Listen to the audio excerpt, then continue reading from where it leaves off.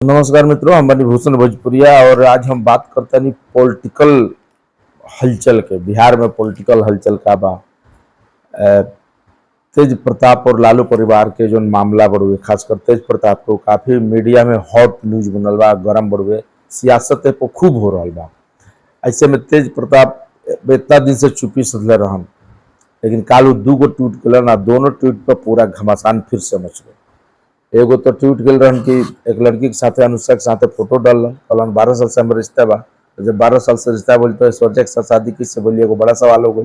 Court में मामला चल रहा है, कोर्ट भी पूछियो का तो जवाब दी है। कल जो ट्वीट कलन वो ट्वीट में मम्मी पापा को भगवान बतावत हुए नीचे में एक लाइन लिख दिलन, जय चंद, घर में भी बा घर के बाहर भी बा, एकरा पर ध्यान रखे के बा। एकरा से भाई के भी आगाह कलन, तेजस्वी के और माँ बाप के भी आगाह कलन। लेकिन जयचंद जो शब्द बा, जिसे वो याद बा, एक बार लालू जी कांग्रेस के प्रभारी जो नायल रहे के डटले रहन तो कहलन कि बुड़बक बा। तो बुड़बक शब्द खूब खोजल गल, यूट्यूब से लेकर डिक्शनरी से लेकर सब जगह। वैसे एगो जयचंद शब्द आ गया। अब जयचंद खूब खोजाता है, आप यूट्यूब पर भी सर्च करब तो हमें खोजाता, नेट पर भी गूगल पर भी खूब खोजल जा रहा बा। लोग डिक्शनरियो कितना पलटत हुई कि जयचंद का हो। बहुत लोग जयचंद के मीनिंगे नहीं के समझे, जो समझता वो पता राजनीति करते बा, और जे नहीं समझे तो करा के खूब एकदम जयचंद चर्चा में बा। अब लालू के बेटा तो बोल दिले कि जयचंद बा घर के अंदर आ बाहर। अब मौका मिल गई विरोधी के, जदयू भी पूछता, भाजपा भी पूछता, सब विरोधी दल पूछता कि जयचंद के बा। भाजपा आज एगो ट्वीट के लिए बा, कहले बा कि जयचंद के बा, हम थोड़ा देर में खुलासा करब। अब का खुलासा करी है, एगो देखे वाली बात बा। तो राजनीति पूरा हलचल तेज मचल बा जयचंद को लेकर के। जयचंद कौन बा, कौन दू भाई के लड़ाता, कौन परिवार के तोड़ता, कौन फोड़ता।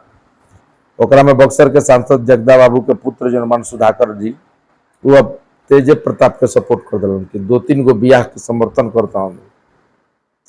कौन किताब निकल मान ओकरा के अनुसार संविधान ना किताब के थ्रू चल रहा बा। अब उहे जगता बाबू के जरा के आरएसएस के एजेंट कहले रहन तेज प्रताप, उहे जगता बाबू के बेटे आज तेज प्रताप के फेवर में है, खिलाफ में नहीं है। तो ई एगो खबर और बा सियासी हलचल में, एकरा पर खूब अगर चुटकी चल रहा बा। अगला खबर कि पंचायत के उपचुनाव हो रहा बा, ओकरा में 2635 पद रिक्त बा, ओकरो में इहो पॉलिटिकल एक खबर बा। पॉलिटिकल खबर में देखो तो 10 वर्ष में 4 गो अध्यक्ष बनलन, लेकिन कांग्रेस के कार्य समिति के आज तक प्रदेश कार्य समिति के गठन ना हो पाई। ये एगो बड़ा खबर बा। आजकल आयोग खूब एकदम रबड़ी की तरह बांटल जाता आयोग में, फलना अध्यक्ष, फलना सचिव, फलना उपाध्यक्ष। अब जो विधानसभा चुनाव में 4 महीना के देरी रह गई बा, तो अभी पद बांट के